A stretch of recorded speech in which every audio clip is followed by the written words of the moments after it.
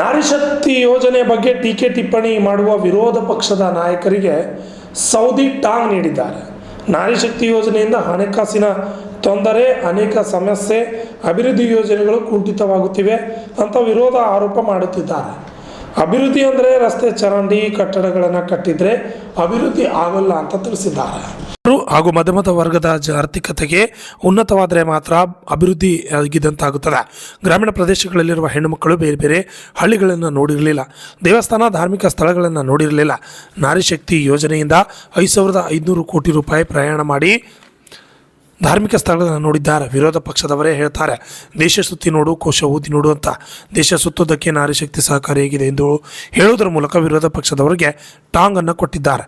ಬೆಳಗಾವಿ ಜಿಲ್ಲೆಯ ಅಥಣಿ ಪಟ್ಟಣದಲ್ಲಿ ನಾರಿಶಕ್ತಿ ಸಂಭ್ರಮೋತ್ಸವ ಕಾರ್ಯಕ್ರಮದ ಭಾಷಣದಲ್ಲಿ ಶಾಸಕ ಲಕ್ಷ್ಮಣ ಸವದಿ ಹೇಳಿಕೆಯನ್ನು ನೀಡಿದ್ದಾರೆ. Shashidhar Kokatnur, RJ 32 Kannada news, Chikkodi.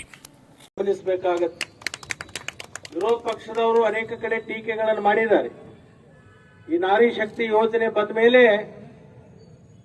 ಅನೇಕ ಸಮಸ್ಯೆಗಳು ಉಂಟಾಗಿದೆ, ಹಣಕಾಸಿನ ತೊಂದರೆ ಆಗಿದೆ, ಅಭಿವೃದ್ಧಿ ಕಾರ್ಯ ನಿಂತು ಹೋಗಿದೆ ಅಂತಕ್ಕಂಥ ಒಂದು ಆರೋಪ ಕೂಡ ಮಾಡತಕ್ಕಂಥದ್ದು.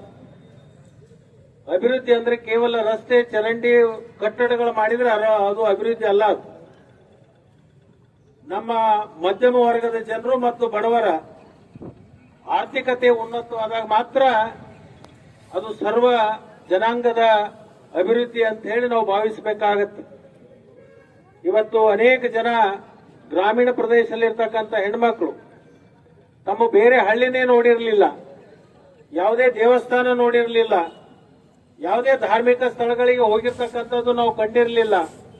ಆದರೆ ಇವತ್ತಿನ ದಿವಸ ಈ ಒಂದು ಯೋಜನೆ ಜಾರಿಗೆ ಬಂದ ಮೇಲೆ ಇವತ್ತು 5,500 ಕೋಟಿಯಷ್ಟು ತಾಯಂದಿರು ಪ್ರಯಾಣವನ್ನ ಮಾಡಿ ಇವತ್ತು ಅನೇಕ ಕಡೆ ಅವರು ಅದು ಪ್ರವಾಸದ ಇರಬಹುದು ಅಥವಾ ದೇವಸ್ಥಾನ ಇರಬಹುದು, ತಮ್ಮ ಬಂಧು ಬಳಗದವರಿಗೆ ಭೇಟಿ ಆಗ್ತಕ್ಕಂಥದ್ದು ಇರಬಹುದು ಅಂತ ಒಂದು ಇವತ್ತು ಉಪಯೋಗವನ್ನ ತಗೊಂಡಿರ್ತಕ್ಕಂಥದ್ದು. ಇವರೇ ಹೇಳ್ತಾರೆ, ಕೋಶ ಓದಬೇಕು, ದೇಶ ಸುತ್ತಬೇಕು ಅಂತ ಹೇಳಿ.